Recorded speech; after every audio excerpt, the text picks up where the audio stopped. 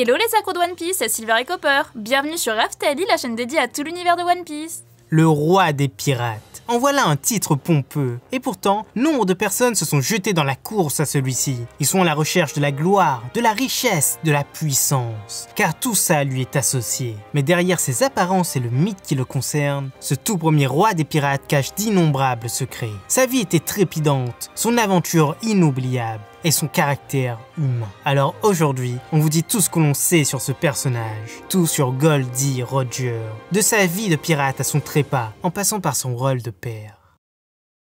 Mais avant de commencer, jeune pirate sans drapeau, merci pour les 80K Nakama. C'est incroyable, ça fait 11 petits mois que nos vidéos ont commencé à voir le jour et on s'amuse toujours autant à les faire. Et puis vos retours sont super, on adore ça. Alors continuons ce voyage ensemble, jusqu'au bout de One Piece. Et toi, rejoins-nous dans cette folle aventure. Tu verras, la grande flotte est super sympa. Et avec tout ce qu'on prépare, tu ne seras pas déçu. C'est aussi simple qu'un abonnement pour toi, et nous, ça nous aide énormément. Mais place à la vidéo, allez, c'est parti!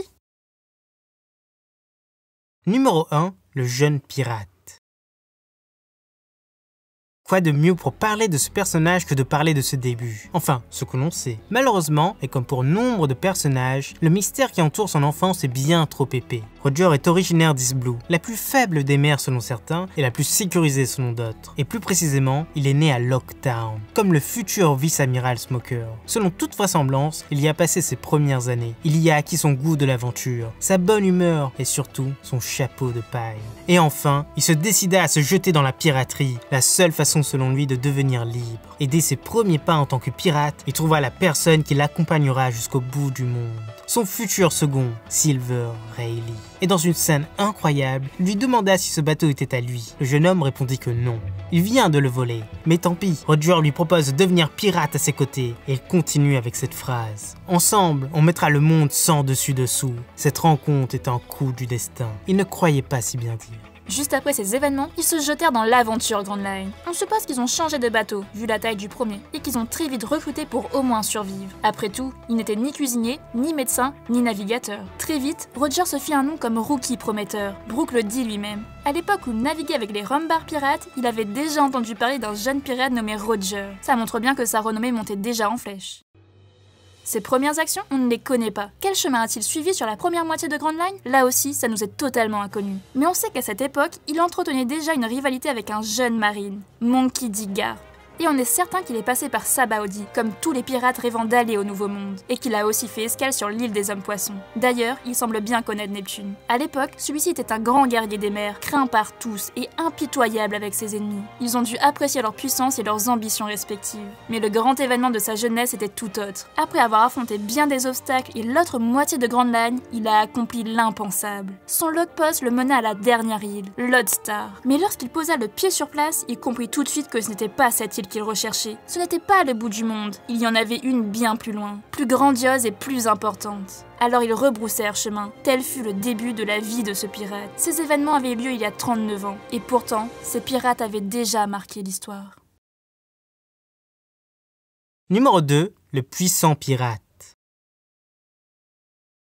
À cette époque, son équipage était déjà très puissant. On peut supposer qu'il avait déjà ses deux meilleurs hommes, Scopper Gaban et Rayleigh. Même si pour le deuxième, c'est une évidence. Le premier est quant à lui entouré d'un voile de mystère. Mais en cherchant un moyen d'arriver jusqu'à la dernière île, ils vont croiser le plus grand de leurs ennemis. Le plus grand pirate de cette ère, celui que tout le monde craignait, Rox D. Shebeck.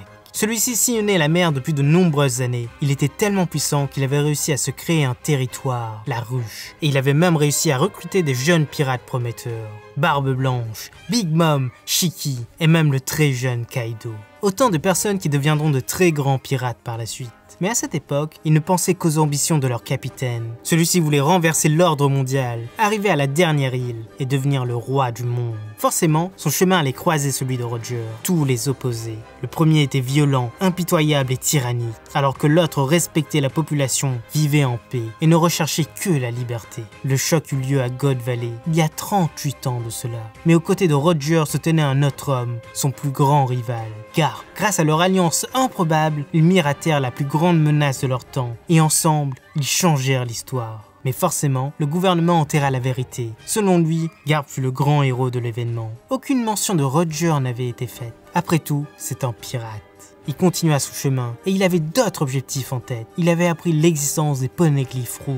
Comment? On ne sait pas. Mais poussé par sa quête, il s'introduit sur le territoire de Big Mom et réussit à copier celui qui était sur place. À peu près à la même époque, il décima l'équipage de Squardo. Vous savez, celui qui rejoindra les rangs de Barbe Blanche plus tard. D'ailleurs, sa rivalité avec le futur Yonko était déjà présente. À chacune de leurs rencontres, le monde tremblait. Leur bataille ébranlait terre et mer. C'était ça, Roger, et la gloire lui tendait déjà les bras. Partie 3. Le roi des pirates. Peu avant son voyage final, une horrible nouvelle bouleversa l'équipage. Roger développa une maladie incurable. Il était condamné, mais il souhaitait tout de même réaliser son rêve avant de partir. Et pour arriver à tenir le coup, il recruta un nouveau membre d'équipage. Crocus, le seul médecin qui pouvait l'aider. À l'aide de ses médicaments, il rallongea la vie de son ami, lui permettant de se battre et de progresser sur Grand Line. Ensemble, ils se battront à la bataille d'Edward, puis contre Barbe Blanche dans la joute que vous connaissez tous. Mais à la fin de celle-ci, Roger aura une énorme surprise. Une des nouvelles recrues de Barbe Blanche vient tout droit du pays des Wa. Et ce sont ses ancêtres qui ont gravé les poneglyphes, les Kozuki. De ce fait, il sait forcément les lire. Il le supplia alors de l'accompagner, lui avouant qu'il a besoin de lui pour déchiffrer ses blocs, pour trouver les derniers rods poneglyphes et pour arriver au bout de ce monde. Et cela fit mouche. Malgré les contestations de Barbe Blanche, Oden accepta, et lui et sa petite famille virent les derniers exploits de Roger. Le voyage vers les îles Célestes, vers l'île des Hommes-Poissons, son incroyable équipage, la récupération des poneglyphes de Zou et de Wano. Mais dans tout ça, Roger allait de plus en plus mal. Mais il tient quand même le coup. Et enfin, ils arrivèrent sur cette fameuse dernière île. Et sur place, il se mit à rire, comme tous ces hommes, regrettant de ne pas être né à l'époque de ce fameux Joy Boy. Et pourtant, ils avaient sous les yeux le One Piece. Mais lui regrettait de ne pas être né à l'époque de ce fameux Joy Boy. Et comble de malheur, il est arrivé trop tôt, une vingtaine d'années trop tôt. Pourquoi? On ne le sait pas. Et même s'il a appris là-bas tous les secrets de ce monde, la vérité sur le siècle oublié, la raison du dit, il a des regrets. Mais pour le monde entier, il a tout fait, il a tout réussi. Les richesses, il les a tous accumulées. La presse lui octroie même un titre, celui du roi des pirates, titre d'ailleurs qu'il élabore avec fierté. Mais il le sait, le gouvernement préfère ça que son vrai nom. Il s'appelle Goldie Roger. Il l'appelle Gold Roger pour éviter de parler du dit de son nom, car il a le pouvoir de retourner le monde. Numéro 4. La fin de la légende. Après ces événements, il devient la cible du monde entier. Le gouvernement lui donne la prime la plus importante jamais vue pour un pirate, soit 5,564 milliards de berries. Les pirates veulent lui voler son trésor et la marine veut l'arrêter. Mais lui, il estime avoir fini son voyage et il dissout son équipage. Après ces longues années, il s'en va le premier, décrochant les larmes de son second, lui disant qu'il ne mourra pas et n'emporte avec lui qu'un baluchon contenant ses médicaments. Durant une année entière, il traînera dans ce monde. Il ira voir Barbe Blanche pour lui livrer ses secrets, même si celui-ci ne veut pas vraiment les entendre, et finit par lui faire ses adieux. Étonnamment, il ne rentre pas chez lui, mais va vers South Blue, sur l'île de Bateria. Il se comportera comme un homme amoureux, et vivra avec la femme de sa vie, Portgas Rouge.